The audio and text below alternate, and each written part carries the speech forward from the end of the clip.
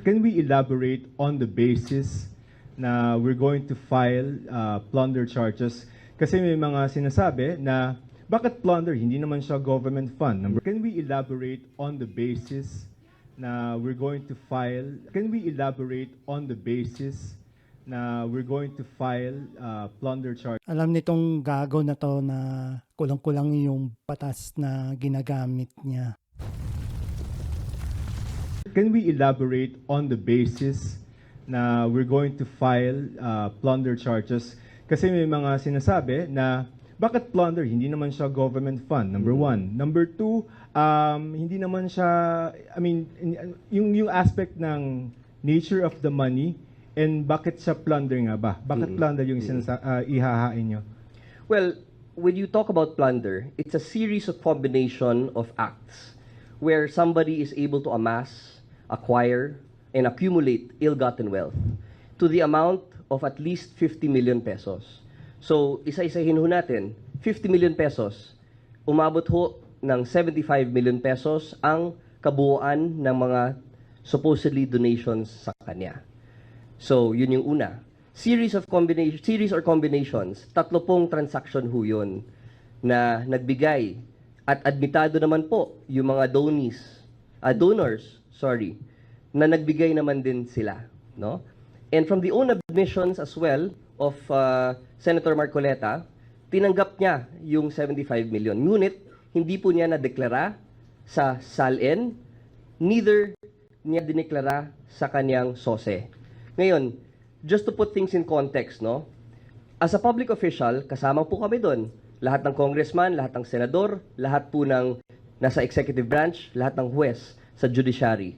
Bawal tumanggap ng ganun kalaking kahalaga ng pera as a general rule. Exception to the general rule kung campaign period at mangongolekta ka ng mga donations para sa campaign. Pero dito sa case na ito, hindi naman niya dineklara sa SOSE. Hindi rin niya dineklara sa SALN.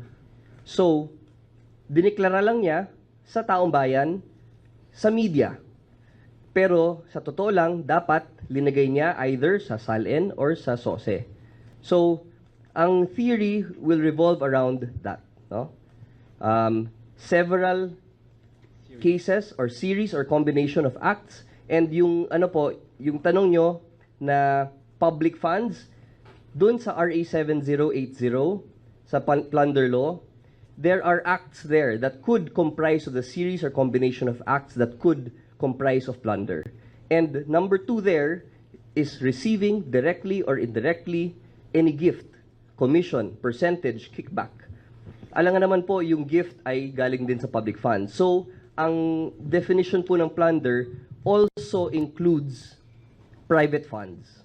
Okay? And just to elaborate on that further, yung direct bribery or indirect bribery, pag merong series nun, that can also comprise of plunder.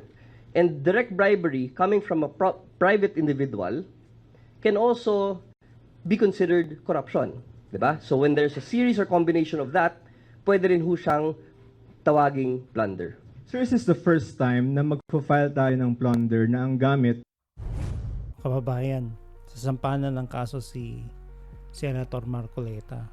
Tapos, ang batayan nitong gagong ombudsman na to, yung Republic Act 7080. Talagang nanggagago eh. Talagang sinasadya na nanlilin lang eh. Ganyan ha. Itong Republic Act 7080.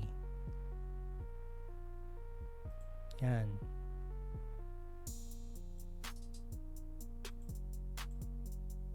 Republic Act 7080. Section 1. Ano ibig sabihin ng letter D? Ano ibig sabihin ng ill-gotten wealth? Yan. Means any asset, property, business, enterprise, or material possession of any person in purview of Section 2. Yun yung 50 million na amount acquired by him directly or indirectly through dummies, nominees, agents, subordinate, or business associates. Diba?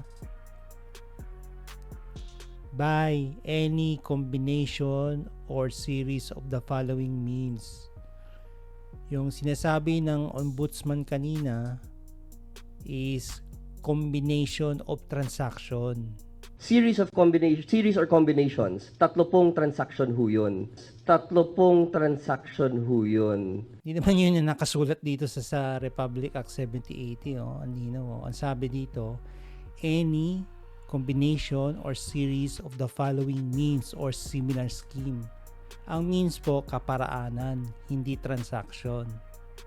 Yung donasyon, transaction yun. Pero hindi mo masasabing hindi siya pasok dito sa mga paraan na ito. Itong paraan number 1, paraan number 2, paraan number 3, paraan number 4, paraan number 5, paraan number 6. So, alin dito? Kombinasyon ng following kaparaanan.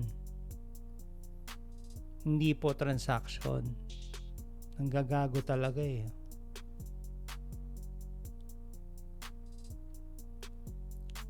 So, isa-isahin natin itong mga kaparaanan na to. So, kung ang sinasabi ng RA 7080, kombinasyon, dapat at least dalawa dito, pasok, bago maging ill-gotten wealth. Diba? So, paraan number 1, through misappropriation, conversion, misuse, or malversation of public funds. Walang-wala dito kasi private nga eh. So, itong number 1, wala na yan. Hindi yan pasok. So, number 3, itatalon ko muna yung number 2. Yung number 3, illegal fraudulent conveyance or disposition of asset. Hindi naman pinag-uusapan dito yung asset eh, kundi yung donation. So, wala ito. So, number 4, by obtaining or receiving, accepting directly or indirectly any shares of stocks, equity on any other form of interest, o hindi naman share of stock yung pinag-uusapan natin or equity, kundi yung donation, di ba? Tsaka meron bang dun sa nag-donate sa kay Senator Marcoleta, meron bang promise of future employment? Meron ba silang pasok ba sila sa government employment? Wala naman. May kapalit ba na na posisyon sa gobyerno? Wala naman Private citizen si Mike Defensor eh. Actually, yung business niya yung tinitira nila eh. So, wala ito. By establishing agricultural, industrial, or commercial monopolies, wala yan. Ang layo. Number 6, undue advantage of official position, authority, relationship, connection, or influence to unjustly enrich himself or themselves at the expense and damage the prejudice of Filipino people. So, donation nga yun eh.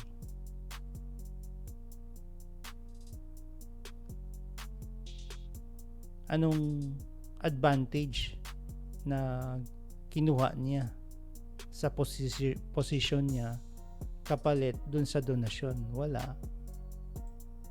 Hindi naman binanggit ni ombudsman to eh. So ito lang yun, number 2 lang pinag-uusapan natin. Tsaka yun lang yung sinabi niya.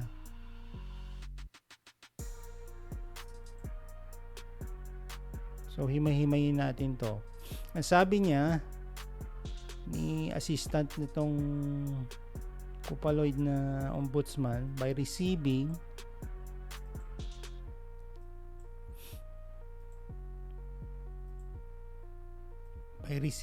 directly or indirectly any commission, gift, share, and percentage, kickbacks. So, dito na siya huminto. Hindi niya kinumpleto. So, yung commission, gift, share, percentage, kickback, sino yung nagbigay? Kompletohin mo. Huwag mong putulin. Kompletohin mo. Ayan, sino yung nagbigay? From any person or entity. in connection with any government contract or project. May reason, the office or position. O yan. So, number one,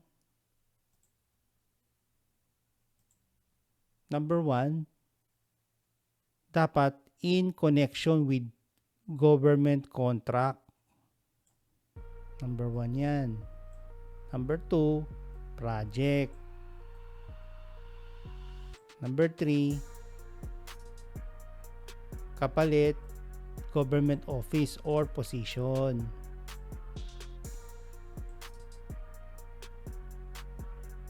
Hindi nila kinukumpleto eh. Sira ulo talaga tong ombudsman na to.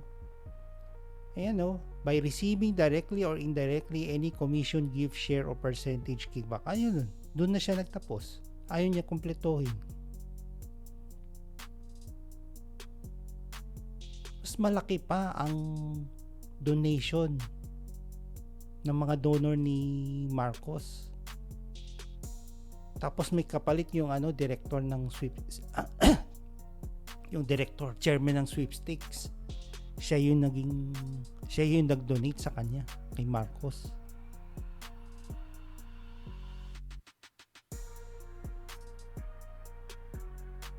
Kalokohan talaga eh. Oh.